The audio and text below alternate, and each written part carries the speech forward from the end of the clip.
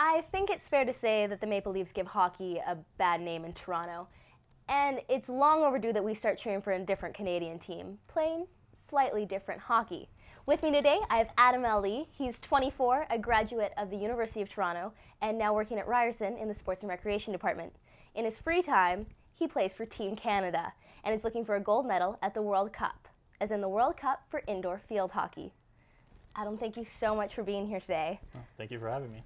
So you obviously come from a very hockey-oriented family. I'm wondering, why weren't they pressuring you earlier than the age of 14 to start playing?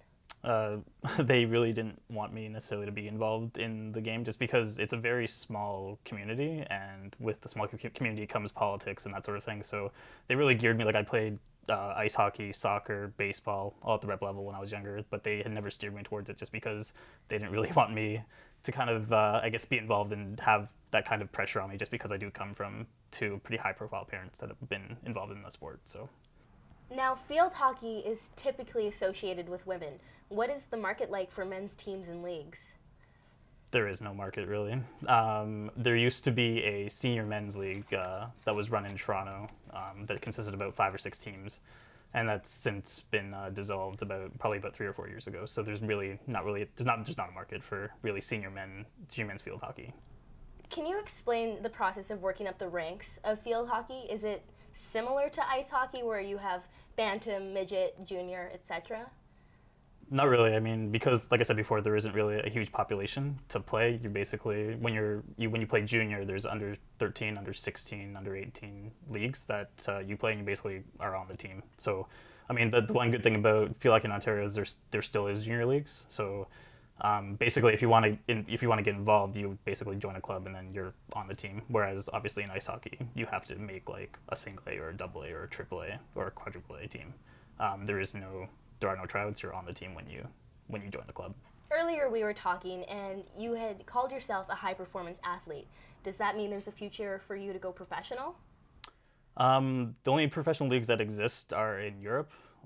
They're very high-profile leagues are in Germany and the Netherlands as well. There could be an opportunity to move there, but I'd have to make the move to Europe, and they're only semi-professional leagues. It's not like the NHL or the NBA where you make tons of money. You would be working with a company that the club assigns you to, as well as playing for the team. So it's very much a semi-professional league. It's not necessarily a full-term thing. So I would maybe like to make the jump, but like I said, my focus is the national team right now and making money to support the journey with the national team because it is a self-funded program. So. How do you raise your money for all this traveling that you do? We pay for it ourselves, or we fundraise. We look for sponsorships. Sponsorships are very hard to come by just because our sport's really hard to sell because not a lot of people know or understand it. So we really do struggle to get sponsorship and to do fundraising. So a lot of it comes out of our own pockets. For this World Cup, we have a $120,000 budget between 12 players. So if you do the quick math, that's $10,000 a player that we are responsible for ourselves, or however much money we can make through corporate sponsorships and fundraising. Okay, so here you are right now on the men's national indoor field hockey team. You won the Pan American Cup back in August, and that was in Venezuela, right? Yep. And what was that experience like for you, and was there a challenge getting there? The experience itself was awesome. We were the number 1 team going in. We were ranked number 1 in the Pan American, so we were expected by a lot of people to win. But the difference between our team and I guess previous teams is that we didn't really have any high-profile national team outdoor players.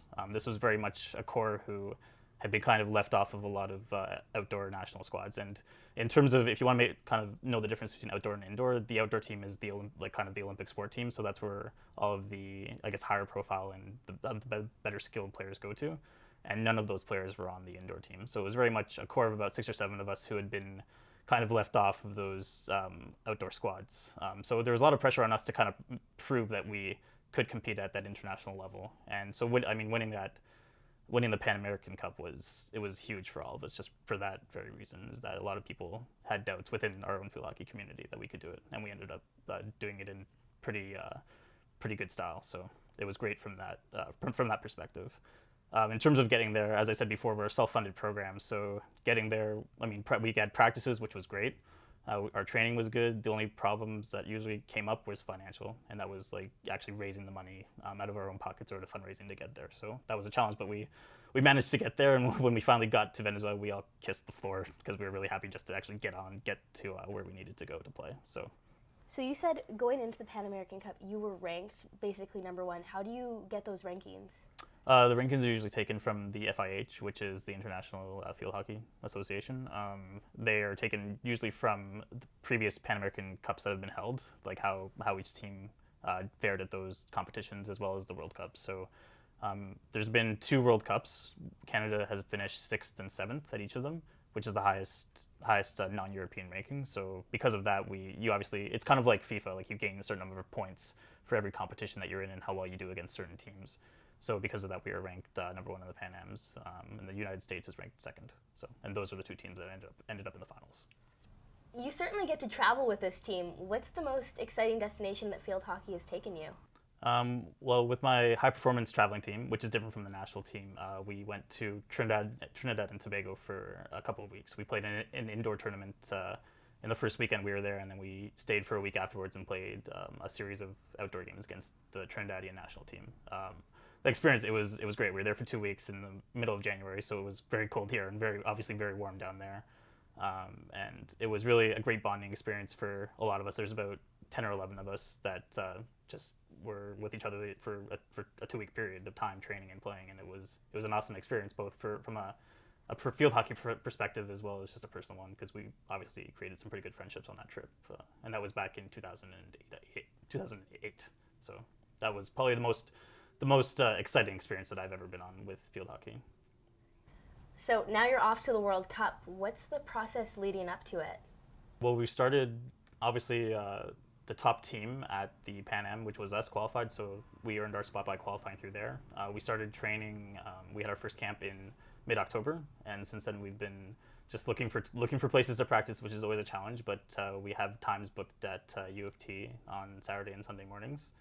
And we've actually finally found a couple of weekday practice times as well, which is really good. So our training process is getting a bit more intense, which is great. And we're actually off to Moscow in a couple of weekends for a pre-competition tournament, basically against some of the nations that will be at the World Cup. So that's obviously very exciting to go there. Can you tell us what the experience of the World Cup is like? Oh, it's unbelievable. I mean, you play field hockey here and like no one knows you or cares really about it, and you go to Europe, and the second indoor World Cup, which is the one that I was a part of, was in Vienna, Austria in 2007, and the experience, it's like any big event here. You get great crowds out for the games, and people come up to you, like little kids come up to you and ask for your autograph because they see because you're in a program, like any sporting event here would have a program, and they have those there. And your name's listed in the roster, and they come up to you, they look for like your Canada uniform, and they come up to you and ask for your autograph. And the first time I got it, I looked to a couple of veterans on the team, and was like, is this really happening? Because it was surreal, a surreal experience to experience that. And it felt great because they care about the game so much more. So it was just great to be in an environment where there's so much more passion for the game. So the World Cup is happening this February in Poland. Are you excited? Are you getting nervous? What are your thoughts on Poland? It's going to be interesting. It's hard to see it right now because there's just so much work we have to do to get there. It's in terms of obviously raising funds and training as well. But it is really only less than 90 days away, so it's coming up quickly, and before we know it, we'll be there. I feel great about it. I mean, we're taking pretty much 9 out of the 12 players that were playing at the Pan Am are coming back to play for the World Cup team. So we're excited that we kept a lot of our core together. I think it's gonna be a great experience for me because it's most likely gonna be the first time that I will be a starter. Like last time when we went to the World Cup in Vienna, I was one of the younger players. I was only 19 or 20 at the time, and I saw a lot of the bench. I didn't play a lot because we had a lot of veterans who were quite good. But this time around, I started all the games at the Pan Ams, and we'll be getting a lot of playing time at the World Cup. So I'm a bit nervous, but I'm looking forward to the challenge. I think it'll be a really, really good experience for me. This isn't considered a professional league, right? So how would you describe your league that you play in?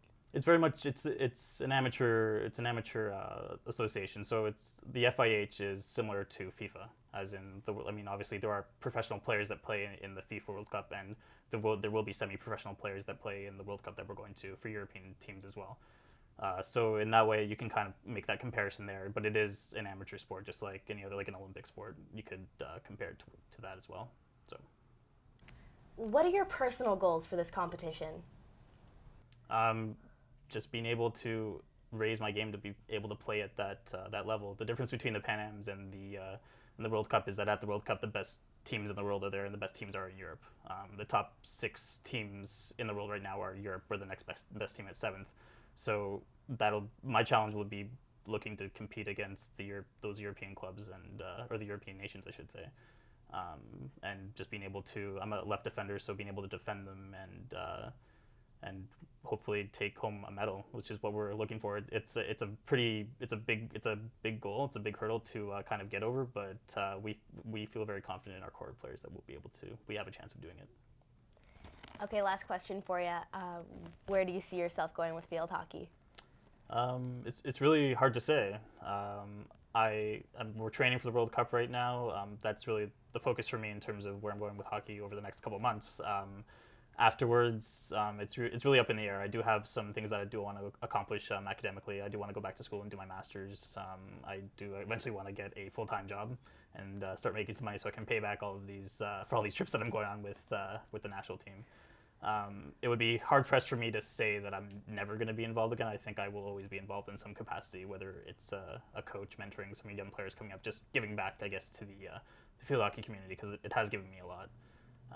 And it would be really hard for me to say no to another national team tour or high performance tour or something like that, because I do love playing and I have a pretty good passion for the game. So I think I'll always be involved in some capacity. I'm not sure if it'll be going over to Europe playing semi-professional. That's not in the future right now. Maybe it will in a couple of years. It's hard to say. But I think I will be involved in some form for the rest of my life probably. I'm sure your parents are very proud of you. Thank you so much for being here today, Adam. Oh, thanks for having me. If you want to get more of Adam Ellie, you can check out panamhockey.org. His picture is still there as the headline of winning the Pan American Cup. Thanks so much for being here today. I'm Kelsey Wingerak for Ryerson Broadcast News.